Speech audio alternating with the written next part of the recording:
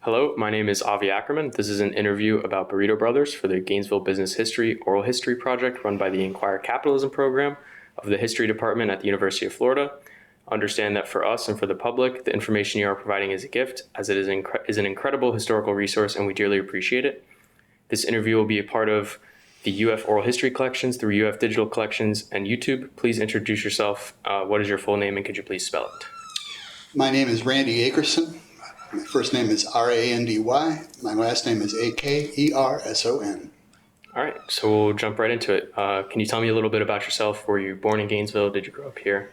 I was born and went through college in Minnesota and left when it snowed on the 15th or 18th of May, my final year up there. And I said, no more of this. My folks had moved to Florida after I graduated from high school, so I came too. And then did you stay here until now, or did you move? No, I lived for the first couple of years until I got married in St. Pete, and then I came here. I've been here since 1976. The Pleistocene. How did you get started in the food industry? Was your first job in food or? Absolutely by accident. I came here intending to go to school further, and I almost instantaneously hurt my back. And when I got to where I was somewhat mobile again, I took a job delivering sub sandwiches for a guy who had a little shop on 13th Street. And he bought a little Mexican restaurant next to his sub shop called Key West Taco. He and a guy who owned a bike shop on the corner of University and 13th. And they decided that they would like to have a restaurant and that they would like to be in business together. And they rapidly decided that they had been wrong on both counts. So gentleman A said to me, I've just bought out gentleman B. I will sell you his half for nothing down if you will run the restaurant. Fools rush in, as they say, and I knew nothing about the failure rate of small businesses, particularly restaurants, so I said, sure, I'll give it a whack, and I decided that I liked it very much because it left me intellectually free and independent. I had some trouble in college with didactic Marxist professors. I'm something of a Marxist myself, but I don't believe it's the only way to interpret history, and at one point, I declined to take an examination because what was desired was a regurgitation of the Marxist view, and I disputed the question instead of answering it. This didn't go over especially well. I decided that maybe the academic life was not for me, and I continued on running a restaurant and liked it and got to spend 40 plus years of my life with college age kids rather than with my fossilizing friends. And I discovered that this suited me right down to the ground. I was not one to play bridge and discuss interest rates. I'd rather talk about Genghis Khan's generals. Just me, I'm weird.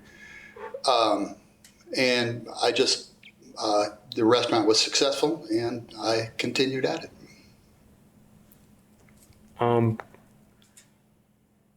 So when you were with the sub shop, how long had you worked there before? 9 months maybe, not long. Okay. And so what were some of the challenges you faced early on when you began as the head person running the restaurant? In those days, the University of Florida ran on a quarter system, and there was no obligatory summer attendance, so the town simply evaporated at the end of the third quarter. And many restaurants in town closed, in fact, for the summer. I didn't, and summers were lean. My wife, the first summer, read War and Peace in between customers. Was that a problem that you faced throughout the restaurant, or? No, once the university switched to a semester system rather than quarters, it got better. And once they mandated that everybody had to attend summer school at least minimally, it got better than that. By that time, I was doing enough business that I had a local following as well. It wasn't all students anymore. Would you say that you had mostly students or mostly locals, or a mix of both? I was 15 feet from Mark Rush, and he was my biggest promoter. I served as an example in his I think it was micro class for many, many, many years. And while it was obviously mostly students, students graduate, and by the end, my best days were home football games when I would literally be buried alive and people coming back to town, and they would wait absurd lengths of time to get the food. I was confused but honored. What were some of your inspirations for the restaurant? Once you took over, did you change a lot of things, or how did that go? No, not really. I discarded a couple of unusable recipes, and I altered some to make them better. But it was a pre-existing business, although a teeny tiny one, and I didn't want to impair that. Until I got forced off of 13th Street, I had an extremely limited menu because I had an extremely small space, and I couldn't add things that I had no way to store or hold. And so it stayed very much as it was in the beginning until I moved from 13th Street to 14th Street, at which point I was in a bigger space and I could do more things, and I got to spread my wings a little. And so, what on the original menu? It was just burritos and chips and Tacos, burritos, and pinto beans. And then once you expanded, were you were able to add a lot more different items, or? Well, the thing that became my signature item was my guacamole, and yeah. But once I moved, I added chicken and pork, and we cycled through soups and caldo gallego and things like that. But most people still ate a beef burrito. I don't think my wife in 40 years ever ate anything other than a beef burrito. People are strange. So what were some of the biggest obstacles you faced in growing your business, and how did you overcome them? Fools rush in, he repeated. I had no idea what I was doing. The only thing that I resolved on early was that I was going to keep my prices as low as possible, on the idea that I would rather have your nickel once a week for your entire career here than to get your 50 cents and have you unhappy with what you got in return. And so I put a lot of kids through college with very reasonably priced food. I found that most restaurants would operate on a downward slope, that the kids get here in the fall and they're flush with money. And then as time went on, there would be fewer and fewer restaurants that they could regularly afford, and I was resolved that I was going to be one of those. And so by the end of the school year, I had lots of people who were eating with me 4 times a week. And that stayed valuable to me, because to this day, I still sell the sauce and the spice mixes to people who remember me with more fondness than any restaurant deserves, probably. But I'm hugely grateful. The red sauce is still a huge hit. I hear about it all the time, and on the website getting sold. Yeah, I shipped about about 12 quarts of it yesterday, in fact. It's very well thought of still. And I still guard the restaurant. I'll sell you, or the recipe. I'll sell you the sauce, or I'll sell you the spice mixture to make the sauce, but I will not give you the recipe. Is there a secret notebook that has the recipe, or how do you? It's all up here. There's a lost file somewhere on my computer that has all the recipes, but having made it for 40 years, I don't really require seeing it very often. So only if somebody wants to know one of the more exotic things that where I don't protect the recipe, like the white bean chili, that I'll have to look up, but the rest of it not. Can you discuss any significant risks you took in your business, and how did they turn out? Well, I took one significant risk, and it turned out very badly, actually, and that was the end of my tenure. About 10 or 12 years before I closed, it was decided that the thing that's now the landmark was going to be built. And I was hurried out of there and into a temporary location a block away because everything had to happen right now. 10 years later, when I had just finished spending several $100,000 renovating the space I was in, this project finally came to life, and the streets were gone and the parking was gone, and at points the sidewalk was gone, and there were portable toilets across the street from my outdoor sitting area, and it pretty much strangled me to death. So I lost a whole lot of money at the end.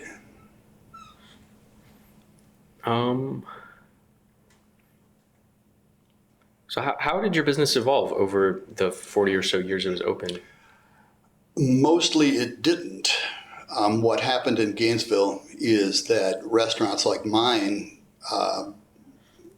became rare and then rarer as chains came to town. When I first came to town, Gainesville was an entirely different place than it is now. And there were very few chain restaurants like Texas Roadhouse and stuff like that. And it winnowed out any unhealthy local private restaurants almost immediately, because well, you've taken economics, you know how it works. If McDonald's can buy meat for 3 cents a pound and sell it for $5, you can't, as an independent restaurant, buy it for 3 cents a pound, and you are in the hole competing with something like that. And what I had to sell really was reputation, and I ended up with innumerable people coming in going, my dad says I should eat here. He ate here every day when he was in college, and I heard that many, many, many times. And I still have kids today who were never inside my restaurant since they were 5 years old who order stuff for Father's Day for Dad. One of my biggest shipping days, actually.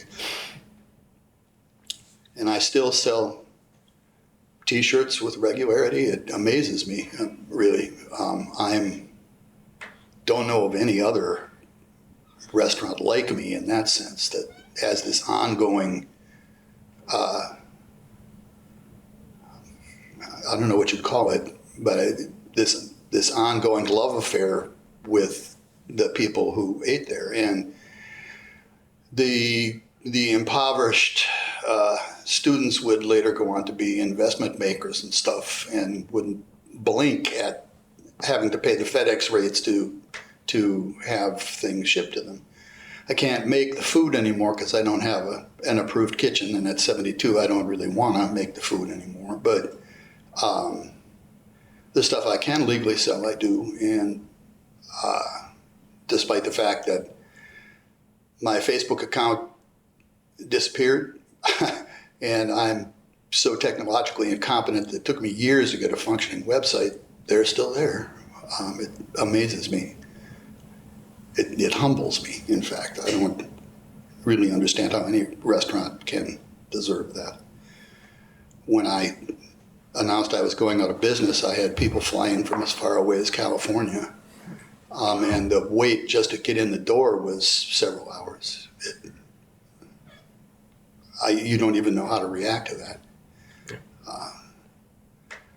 My very last day,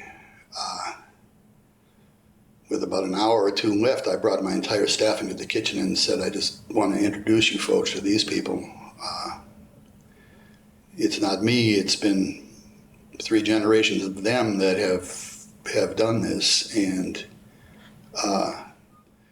as this week has gotten tougher, they would come in earlier and earlier in the morning without me having to ask.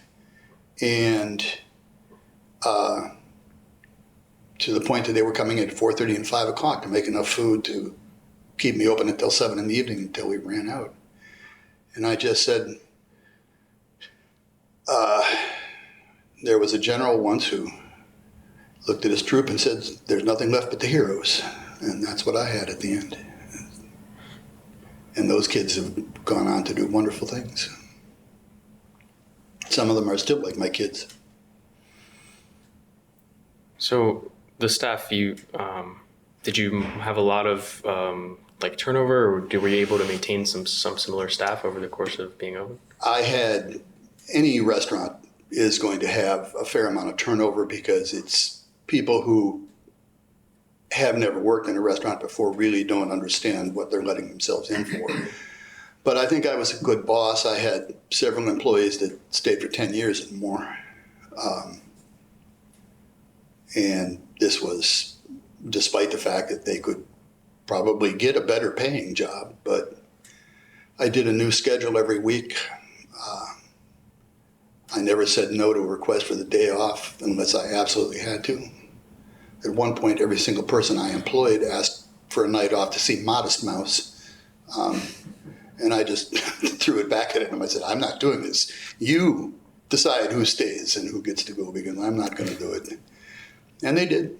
They handled it, which was awesome because I really didn't want to do that. And the relationship you have with the staff, is there any staff that you still keep in touch with? Oh, a fair number, yeah.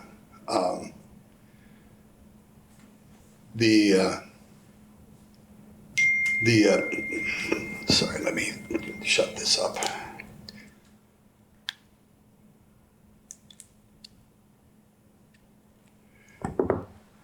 The 2 women who were 10-year managers both remain dear friends.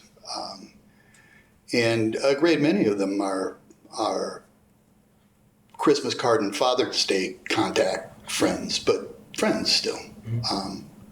And I'm proud of them. A lot of these kids were not the sorority fraternity type. I found that looking for the staff that would stick with you, I was much better served by picking the kids with tattoos and piercings, a lot of whom truly needed to work. Whereas you had a kid in a fraternity who says, I want Saturday off to go surfing, and you have to go, well, sorry, I can't do it. They just wouldn't show up on Saturday. And when I started hiring the tattooed and pierced kids, there were a lot of people who thought, oh, they're dirty, and wouldn't look at them twice. And blessed are the meek and the tattooed, I guess, because I was very successful. Did you ever have any like trouble with staffing, or were you always able to? No. No. Generally, if I had a job open, somebody's friend would come in and ask for it. I never had to advertise or anything like that. What would you consider your greatest success of Burrito Brothers? My ongoing reputation. The fact that and this is, I hate to say this because it sounds like I'm blowing my own horn, but I enunciated the principle of I'm going to keep this as cheap as possible rather than trying to wring the most amount of money out of everybody, and I lived that. I paid as well as I could and charged as little as I could, and that worked very well for me. you make up in volume what you don't get right off the dime. And that is probably contrary to every business principle there is, but I was a history major, so I know about Genghis Khan. What's your relationship been like with UF? Being so close, and you mentioned Mark Rush. Warm. I was particularly fond of Bernie Matchin, who I once suggested ought to invest in green face paint so he could play the Grinch at Christmas, because there was a resemblance, in my opinion. His administrative assistant, Brian Beach, nearly choked with laughter.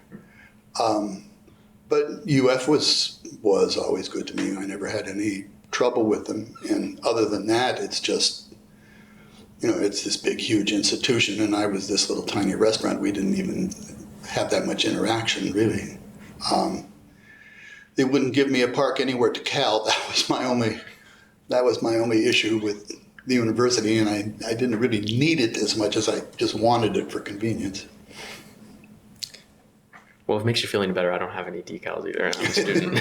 It can only be worse than it was 6 years ago. For those of us who haven't been to the restaurant, could you kind of describe it during its peak and what it was like? Well, originally it was a very small shop, probably 300 square feet, no more, on University Avenue, and there was no seating, there was no parking to speak of. It was foot traffic, and at its peak, it's hard to say what its peak was. Its peak in the first location wasn't as much money on a daily basis as later, but the expenses weren't as great either, and it was a much simpler menu and more fun, I think, than I had later on. Later on, it was more complicated. There were more irons in the fire, and I was getting older. Do you feel like age played a big factor in Not at all. in your restaurant? No? Not at all. I was still as good at it as I ever was, although by the end I wasn't as fast. On game days, I told my managers, listen, I'm going to cook on the line, but when you find that it would be faster if you substituted someone else for me, kick me off and send me to do dishes, and I'll do it. And that worked.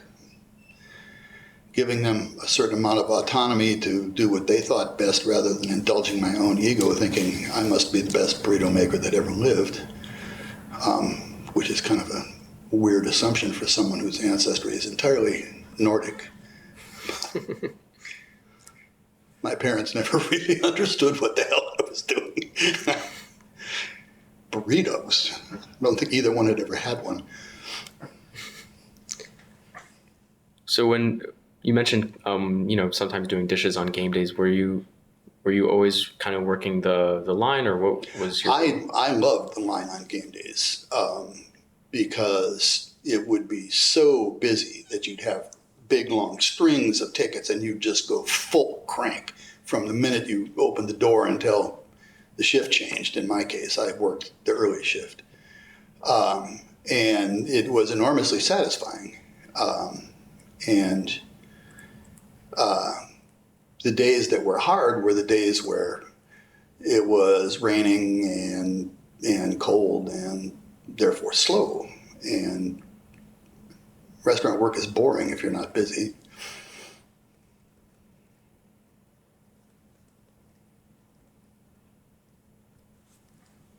Speaking of game days, did you feel like different seasons, or as the team kind of got better, you would see more traffic? Oh, hell yes. Yeah, no doubt about it. When I first came, it was Doug Dickey's tragic last season where they went 0-7-1 or something. I mean, they didn't win a thing, and they were awful. They were the joke of the SEC. And yeah, I mean, owe a big debt of thanks to Steve Spurrier and Billy Donovan, because they put people in my door in a big way. You would get similar traffic during basketball season as well? Oh no, not nearly so much, but certainly I would have to up staffing because there would be more business, but nothing is like a football game. Yeah. It's coming from Minnesota, where the university team is named for a prey animal, and the record reflects it. I was unprepared for what happens in a town with a successful SEC football team. Are there any particular game days that stand out or you remember specifically? Yeah, one.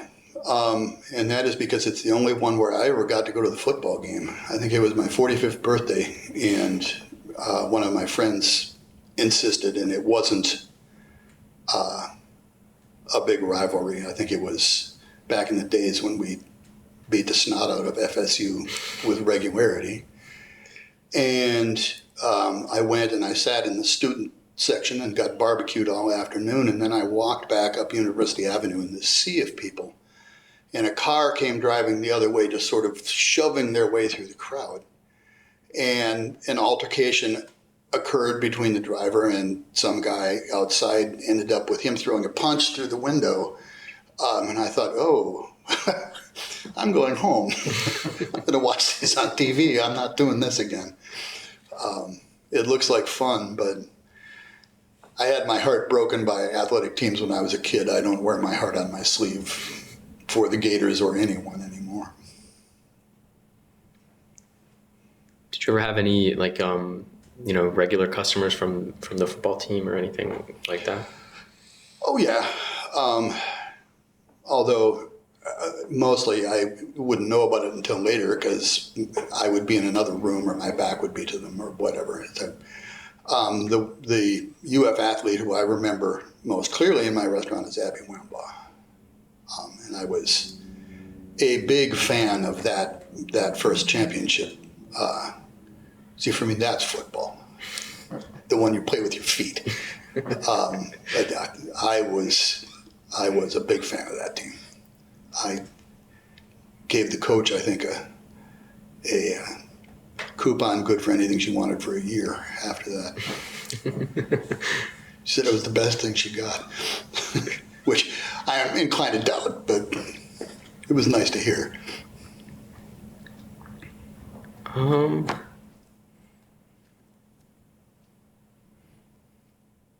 So in 2006, there was a franchise opened in Tampa, correct? Yes. So what was that like for you and the business? Bitter. Bitter? You looking for details? Whatever you... A guy came to me, an alumni whose father-in-law had been a long ago Gator quarterback, in fact, and said, I want to duplicate your business exactly. And so we made the arrangements. I was quite naive. And as soon as he opened, he wanted to start cutting corners. Why do I need to use fresh avocados and have boxes of ripening avos all over my back room when I can just buy the pulp? And I said, because the guacamole isn't the same if you make it from pre-made pulp. And he insisted on trying it. So I put my manager, who was with me down there helping to open that restaurant, in another room, and I made 3 batches, one with fresh, one half and half, and one with pulp. And I brought her in and said, tell me which is which. And she did it bing like that. And he wasn't happy. He wanted to reuse chips the next day and stuff like that. And it was not fated to end well, and it did not. So, and then in 2015, you moved locations, correct? In 2015, no. About 2011, I had to leave my original location on University Avenue. And I moved supposedly temporarily, into what was then the Presbyterian Disciples of Christ Student Center on the corner of 14th Street. And that was traumatic and expensive. 2015 is when I had just finished the renovation and spending all the money. In 2016 is when the landmark project started. About 3 weeks after I finished my renovations, out of nowhere after 10 years, I had always heard from people in a position to know that the university was looking to buy that piece of land out there for a future library, and in the meantime it was just going to be parkland. But the people who owned it apparently got an offer they could not refuse, and suddenly I was looking at a whole host of issues. It was, the last 10 years of it were not as much fun as the first 30. We'll just say that and let it rest. And when you did move locations, did you feel like you had the ability to kind of make the space your own, or Oh, very much. The not to be unkind, but the Presbyterian Student Center was moribund, and they had vastly more space than they needed. And they were happy to have their rent money, and it was kind of a weird space, but it worked, and that was all that was important. And then about 2014, maybe, the Presbyterian Student Center sold it to a developer, and there my troubles really began.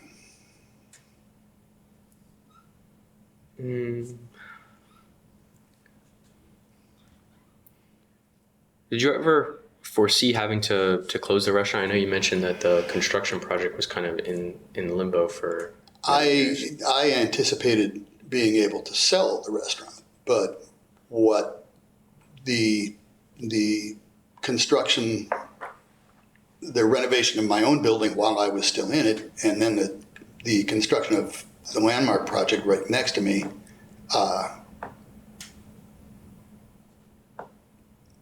it just made going on. I was hemorrhaging money by the end, and I am a little bitter, which I'm not going to put on the record, but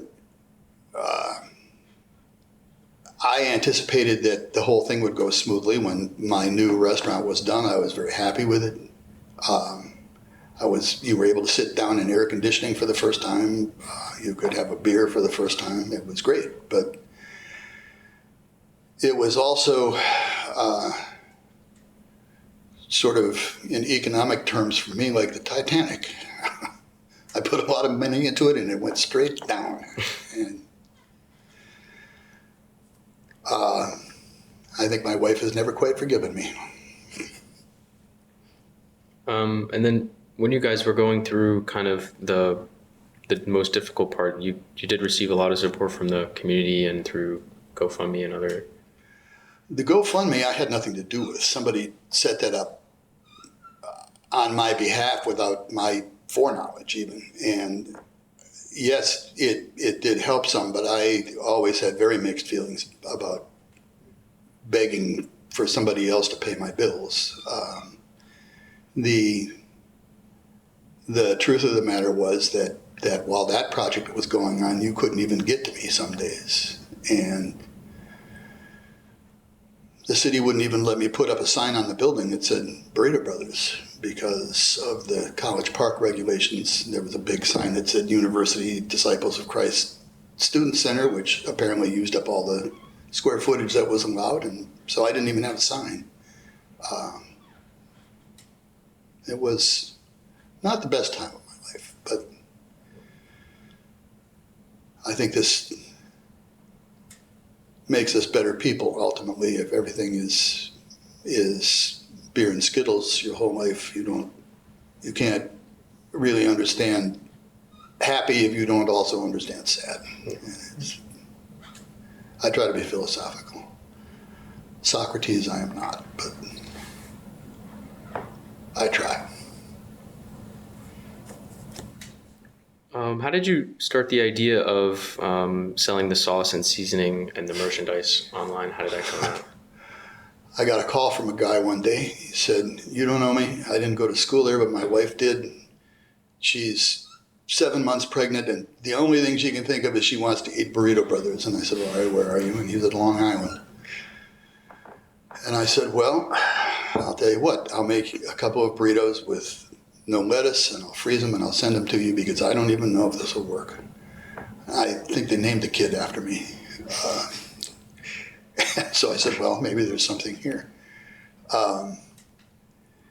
But shipping was always difficult. It was expensive as hell because it had to be a heavy package because it had to have frozen gel packs and stuff in. So it was murderously expensive, and I couldn't think that anybody would willingly pay $15 or more for a burrito, and I was wrong. When I said I'll do this experimentally, I was flooded.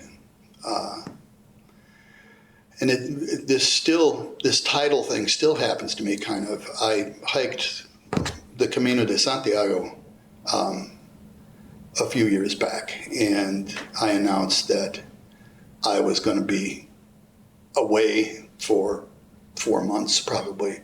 So if you wanted something, you would better order it now, and by God, they did. My phone was just bing, bing, bing for the first 2 days.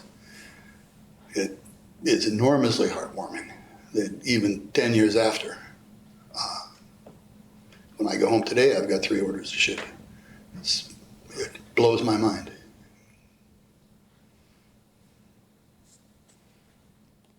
Do you think you'll continue doing the sauce and seasoning and merchandise, or do you envision? Probably, because it's not very intensive labor.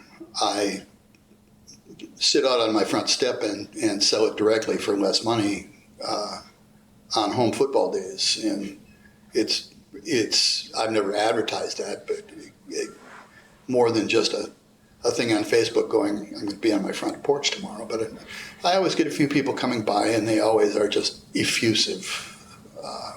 It gives you a swelled head that you don't truly deserve, but it's been a steady source of a little bit of spending money. It financed my Camino. It financed an attempt on the Frank Keegan on last year that failed when I got hurt. But I wouldn't have been able to do that without it. And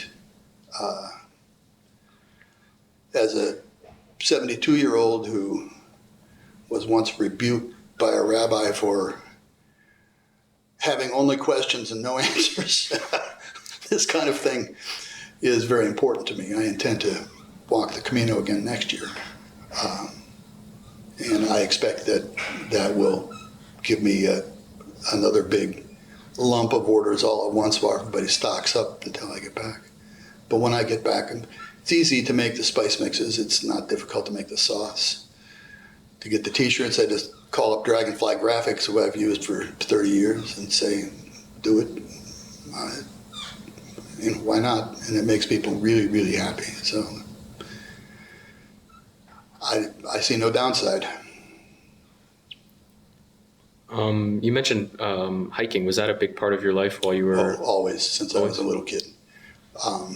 Everybody knew in my restaurant that the one thing you could not count on was getting spring break off, because I would take it and I would go to the Appalachian Trail. Many of you will get it, but some of you won't. And that was always my Prozac. I had the ability to, once I stepped on the trail, to absolutely shove Burrito Brothers into a compartment in the back of my brain and not think about it again until I came out. I love the woods and go at every opportunity still. When I was a little boy, I thought I was Tom Sawyer, or wanted to be anyway, and used to sneak out of my house at night like Tom Sawyer did. I had everything but the dead cat to swing. So what has it been like for you, kind of post Burrito Brothers in the day-to-day? And Not more time to read. During COVID, I decided I was going to read some of the great books that are massive that I had never had uninterrupted time to read. So I read Boccaccio's Decameron, and I read Don Quixote, and it was awesome. But my library is my sanctuary, and it's the only room in my house my cats aren't allowed in. And I've got literature in one room and history in the other room and religion on a third wall, and I'm a happy man. Did you feel like you always had the time for reading while you were? I always made time for reading. It is my considered opinion that if you cease to develop intellectually, although you may have continued to breathe, you are dead. And my to-read list is vastly longer than my life expectancy. I'll never get to the bottom of it, I know this. And I still have to reread old favorites every now and again. There are some books you just never get tired of. What are some of those? For me, Lord of the Rings, the Worcester and Jeeves stories by P.G. Wodehouse, Bruce Catton's Centennial History of the Civil War, the first serious history books I ever had. He's not probably the best historian in the world, but he is the best writer of history that I can think of. And if you put him and his prejudices on one side and the almost equally elegant Shelby Foote and his on the other side, you get a reasonably balanced view. And I've been obsessed with the Civil War since I was a little boy. Did you always know you wanted to study history in college, or? I went with the intention of studying history and English literature, and that's what I did. To the chagrin of my father, who thought I should be studying business. But he came to terms. I was way happier than I would be if I was an accountant or a banker. There are things more important than money. Mm-hmm. I think that's all the questions that I had. Is there anything else you wanted to touch on, or?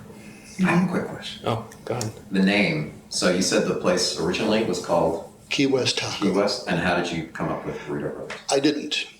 The guy who had it before me, it was originally owned by a guy in Key West, and it was bought by these two guys in Gainesville, and they couldn't figure out a name, and one of their employees drunkenly suggested Burrito Brothers after an old country rock band called the Flying Burrito Brothers. Graham Parsons, you may know it. And again, fools rush in. I had no idea that this might step on somebody's toes, and it was already in place when I got there. And even though one of the Burrito Brothers actually comes from Gainesville, nobody ever objected or said, hey, you owe us a nickel for every burrito or anything like that. And they just left us in peace. I never got to copyright the name because apparently this employee was not the only one who had this idea. And when I looked into that, I found that there were Burrito Brothers in about 4 different states, none of which lasted as long, but one of whom had copyrighted the name Burrito Brothers. I was Burrito Brothers Taco Company, so I was individual enough. But except for a guy in Jupiter who stole my name outright and then claimed to be me, I never had much trouble with this kind of thing. And it was a name that everybody remembered. No, not good. Yeah. Better than calling it Randy's Swedish Tacos. So. Well, thank you so much for your time. Oh, you're very welcome. Really appreciate it. You're very welcome.